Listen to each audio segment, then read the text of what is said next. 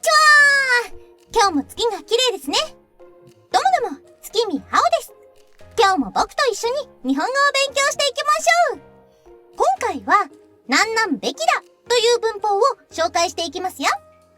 それでは早速、行ってみよう。それじゃあ、最初の例文を読んでいくよ。上司に相談してから決めるべきですよ。今日は、このなんなんべきという文法を紹介するよ。これは自分の意見や主張を言うときの文法なの。この例文では話者が相手に上司に相談してから決めた方がいいという意見を言ってるんだね。じゃあもう一つの例文を見てみよう。冗談であっても嘘をつくべきではない。これは否定の形になっているよね。嘘をつくべきではないというのは嘘をつくのがダメだってこと。話者が思っている常識的なことを話すことが多いよ。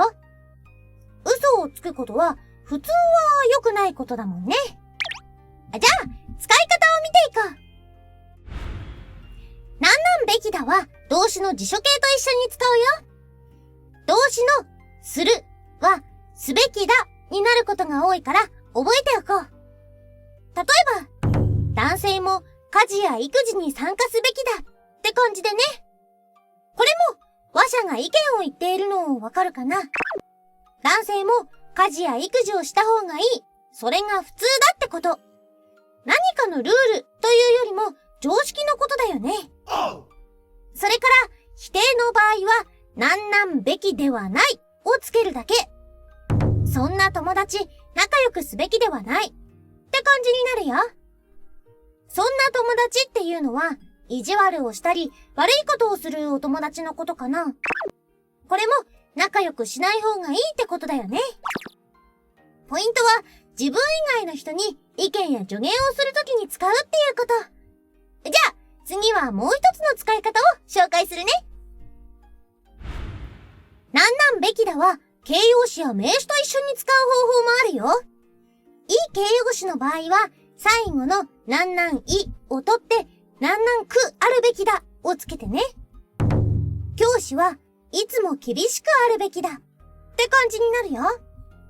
これは教師はいつも学生に厳しくした方がいいっていうことを言ってるんだね。優しすぎると学生がサボっちゃうからかな。みんなはどう思う？もちろんこれも何かのルールではなく話者の意見ってことだよね。それからな形容詞と名詞の場合はなんなんであるべきだをつけよう。説明はもっと簡単であるべきだってね。これも説明は複雑じゃわからないから簡単な方がいいってこと。僕の説明は大丈夫かな。こんな感じで形容詞と名詞との使い方も覚えておこう。じゃあ最後に大事な応用編を教えるよ。まずは最初の例文。やるべきことが終わったらテレビを見よう。これどんな意味かわかるかな？やるべきことは名詞を修飾した言い方。これはやらなければいけないことと同じ意味だね。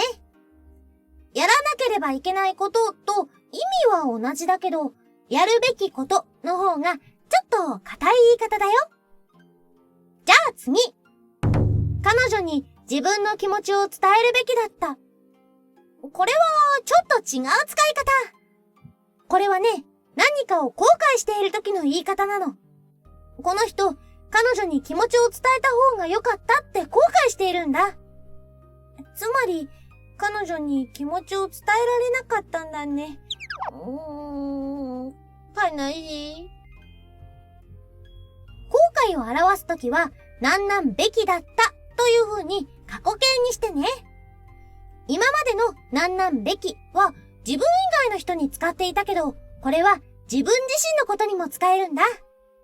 こうやってみると、いろんな使い方があるね。頑張って復習して覚えよう。それでは今日の復習行ってみよう。僕に続けて練習してみてね。上司師に相談してから決めるべきですよ。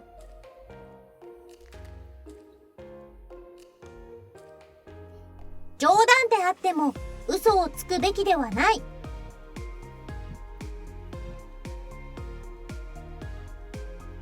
教師はいつも厳しくあるべきだ。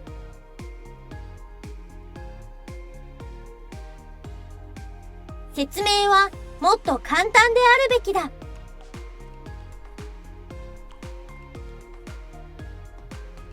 動詞、形容詞、名詞の接続は全部違うからよーく復習しておこう。最後は後悔の意味を表す使い方。彼女に自分の気持ちを伝えるべきだった。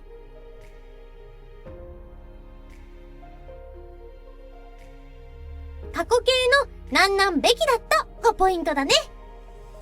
なんなんべきだは常識的にこう思いますっていう意見を伝える文法だったよね。少し強い言い方になっちゃうから使う場面には注意しよう。ということで今日のお勉強はここまでです。これからも皆さんのお役に立てる動画を作っていきますので応援よろしくお願いします。今夜もお月見ありがとう。それでは皆さん、またねー。